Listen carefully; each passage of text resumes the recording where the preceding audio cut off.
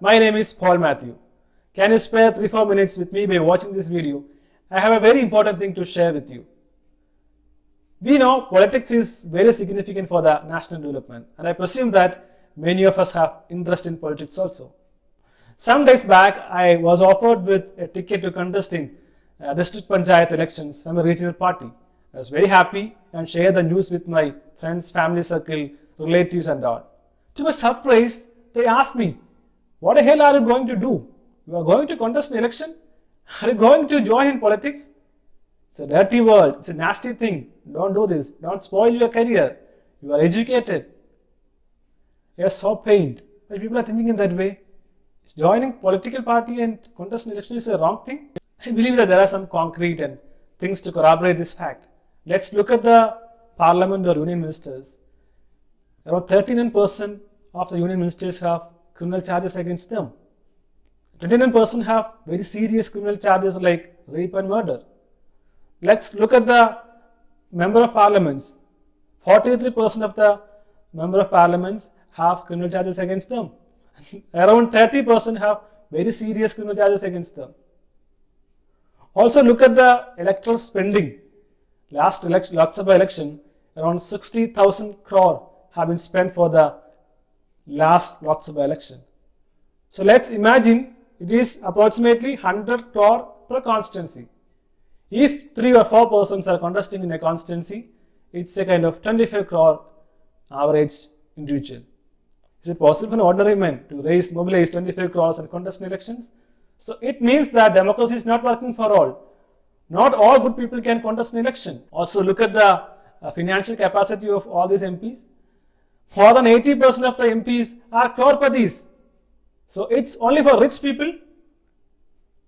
75% of the wealth in the country is at the hands of 10% of the people. So there is a very difficult and very unfathomable inequality in the country. So what is the solution? We need principal leaders, we need good politicians in the country, then only the country will develop. So I work with Indian School of Democracy, an organization works to nurture principal leaders in politics. We believe that people with moral courage, imagination, values, courage and ethics only can make changes in the country. That is why we are working to nurture people at the grassroots level. Indian School of Democracy is coming with a 1-year long-term program to support imaginative, committed, visionary people to contest in local elections. And we believe that these people will climb to the ladders of politics and they will decorate good positions like MPs, ministers, prime ministers, chief ministers, and our country will be making changes. Recently I had a lot of conversation with many politicians. So there was a very candid conversation with one young lady from Madhya Pradesh. She's a sarpanch. She shared one incident with me. She was well educated post-graduation and she was working in US. And she came back and she was preparing for civil service. During that time she was complaining about all the issues. Why this is corrupted, nothing is going to happen, everything is wrong. So one day her father asked her, "I agree, politicians are corrupt, things are going wrong, but what are you doing? Can you do something? At least you can contest in local election and you can be sarpanch and make some changes." So she agreed to that thing and contest an election. She is now one of the best sarpanches in the country. Well-educated lady. She is now the top 10 administrator in the country. She was received a lot of awards from United Nations, Prime Minister, Chief Minister, like that. She transformed her village into a very Adarsh village-like concept she implemented. And one more thing we have to think about, the appalling condition. In the parliament, the representation of women is hardly 14%. When our country is having this around 45% to 50% people are women in this country. What a paradox, what a contradiction. So if we are complaining about politics and politicians, no change will happen.